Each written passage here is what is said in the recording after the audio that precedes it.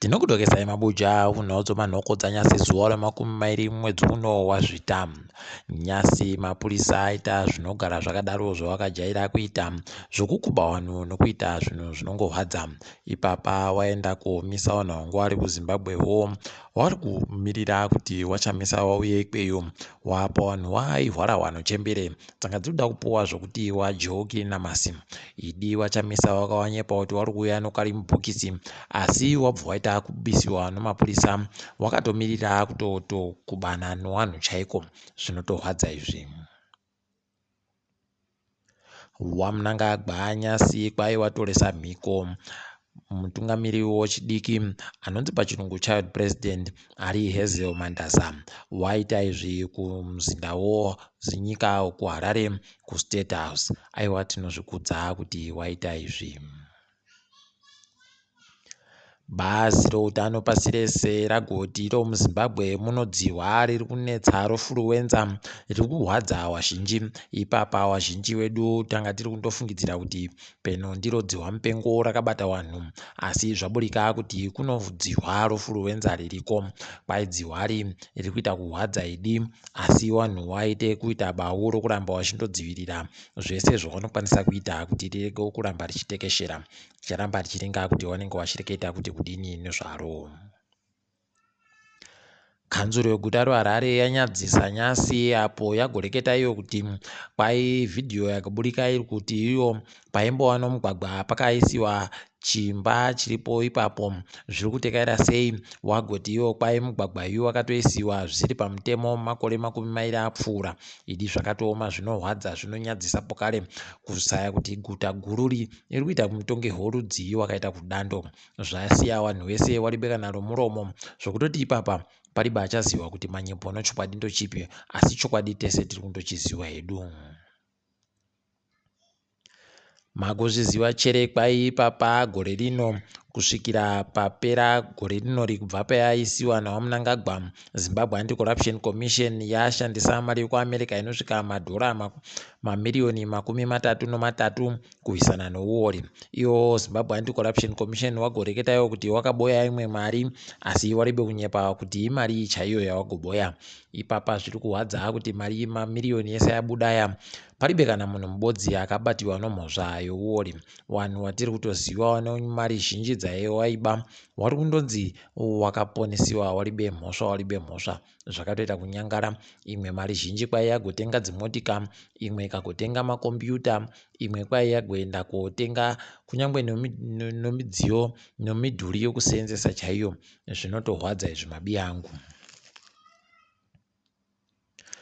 Nyasi tahwadziwa idi tiri kuona wamwe wapwere wokumasvingo apo wanga wari kuwambuka rwizi wotugwi mukosi kuenda kuchikoro wanga wari kuita kusambira wachiita kubatsirana kuti waende kuenda kodzidza.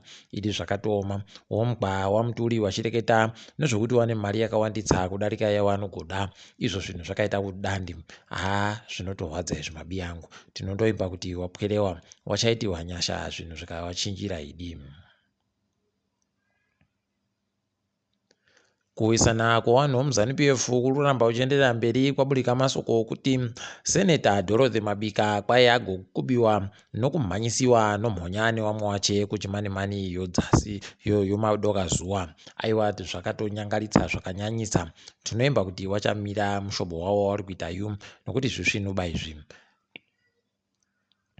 Nyika yeSouth Africa iri kuchema nokuti kwai nyika yeZimbabwe inenge iri kudaba kuti vanhu vayo vabenuke kunyika iyo vanhu vari muSouth Africa waye. Kwai zvavari kuda kuti wabvunze nokudini vari kusaya kuti mbani anogowapindura nokuti Zimbabwe iri kuramba kuita kuti vanhu vayo wagone kufunga kuuyawo kumusha. Watoita kunetseka ipapawo South Africa kuti wachagoita kudini iyo wachiri kuwadaba vanhu voZimbabwewo munyika mavo. Ticharamba tichiringaiko zvinoperera.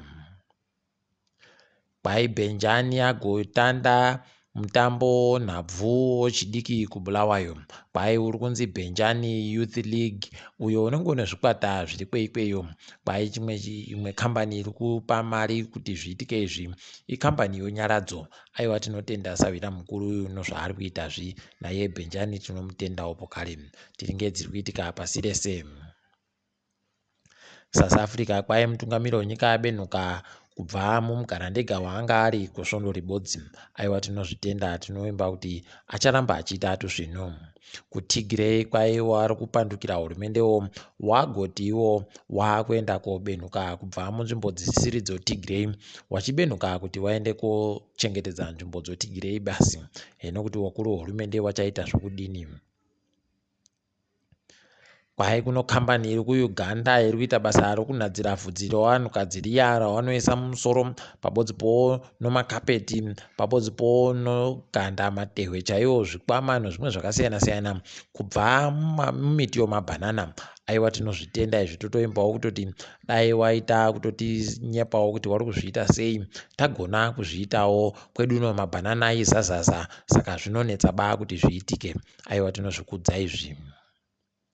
kuChile wari kuita zvinogara zvakadaro ipapa kwaburika kuti mutungamiri wenyika ikweyo munhu ano makore 35 chete. Dai kuri kwedu no atonzi anokodzera baa kuti atombopinde kana pachigaro chouseneta chaicho. Idi tiri kunyanya kutongiwa nohwarahwa zvinotohwadza. Tinoti makorokoto kuna iye Gabriel Boric. munozvomutambo kwai Motsepe agomhanya kuCameroon kuolinga kuti wanhadzira chere kuti waite zvomutambo uyu AFCON urufanira kutanda mwedzi uri kuuyayu. Ticharamba takalinga kuti vanozvikunda chere tichigokunyepai. kuNgirande kwai chirwere chodziwa mupengo chavhiringidza zvakawandidza nokutoti ipapa zvikwata zvinosvika 6 chaizvo zvaita chirwere zvatoita kuti zvivhiringe mutambo yavanenge vari kuda kutamba. Svondo rapfuura mutambo inosvika 6 yakatomisiwa kutamba nonhau yechirwere ichi. Heno kuti wachazvikona chere. Takadaro zvedu mabi angu. Aiwa togumira pano kwanyasi. Ndini wenyu Mhanduwe WeNhau.